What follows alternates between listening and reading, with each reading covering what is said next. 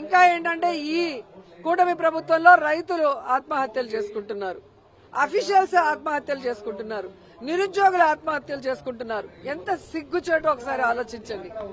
ఇవన్నీ రాష్ట్రంలో ఉంటే అవి ఏవి ఈయన కళ్లకు కనపడినట్టు ప్రజలంతా సంతోషంగా ఉన్న నవ్వుతున్నారు. నవ్వాడన్న కారణంతో కొమ్మినేని గారి మీద కేసు పెట్టి కోర్టు దగ్గర చీవాట్లు తిన్న పెద్ద మనిషి చంద్రబాబు నాయుడు. ఇంకా అబద్దాలు చెప్పుకుంటూ పోతే ఇక ఈయనకి ఎవరూ కూడా గౌరవం ఇచ్చే పరిస్థితి కూడా లేదు. అండ్ రెండోది, ఎప్పుడు చూసినా భారతమ్మ మీద పడి ఏడుస్తారు అందరూ.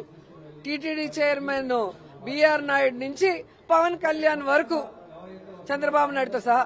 మరి తెలుగు వాళ్ల నూతన సంవత్సరానికి చంద్రబాబు నాయుడు భార్య ఎక్కడికి వెళ్ళింది? హెరిటేజ్ లో కూర్చొని పాలు వెతుక్కుంటున్నారా? ఎందుకు ఉగాది వేడుకల్లో పాల్గొనలేదు? ఎందుకు భార్య సమేతంగా మరి కనిపించలేదని నేను అడుగుతున్నా. మీరు అడుగుతారు కదా. మా జగనన్న, మా వదిన భారతమ్మ ఎంత లక్షణంగా ఉగాది పండుగ జరిపి ఈ రాష్ట్ర ప్రజలందరికీ కూడా విషెస్ చెప్పారు.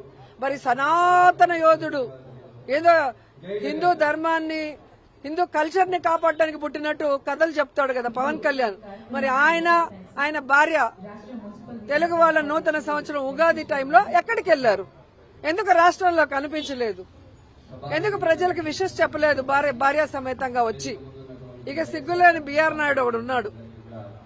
అసలు తిరుమల మీద చిన్న పోస్ట్ దొరికినా కూడా అది వాళ్ళ పూర్వజన్మ సుకృతంగా భావిస్తారు. చైర్మన్ పదవి అయినా నాకేం పని లేదా, నాకేం ఇది అన్నం పెడుతుందా, నాకు హైదరాబాద్ లో ఇన్ని బిజినెస్లు ఉన్నాయి, అన్ని ఉన్నాయి, మరి రాజీనామా చెయ్యి. నిన్ను ఎవడు కంటిన్యూ అవ్వమన్నాడు? తిరుమలకు ఒక ఆవిడతో వస్తావు, షిరిడీకి ఒక ఆవిడతో వస్తావు, ఇంకో టెంపుల్ ఇంకో ఆవిడతో వస్తావు. మరి ఉగాది రోజు నూతన సంవత్సరం ఒక టీటీడీ చైర్మన్ కొండ మీద నించొని పంచాంగ శ్రవణం ఏర్పాటు చేసి భార్య సమేతంగా ఈ రాష్ట్ర ప్రజలకి శుభాకాంక్షలు చెప్పాల్సిన అవసరం ఉంది కదా. మరి ఎక్కడ గాడిదలు కాస్తున్నారు, ఎక్కడ తిరుగుతున్నారో నేను అడుగుతున్నాను. వీటి మీద డిస్కషన్ పెట్టరు.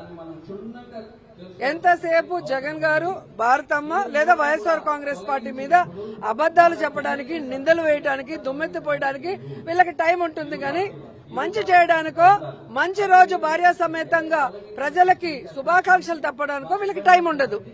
ఇవన్నీ కూడా ప్రజలు గమనించాలి. అర్హత లేని వాళ్ళకి, పనికి మాలిన వాళ్ళకి, ప్రజల మీద ప్రేమ లేని వాళ్ళకి మనం కనుక గౌరవిస్తే ఈ విధంగానే ఉంటుంది. ఇలాంటి వాళ్ళని తరిమి కొట్టాలని అందరినీ కూడా కోరుకుంటున్నా.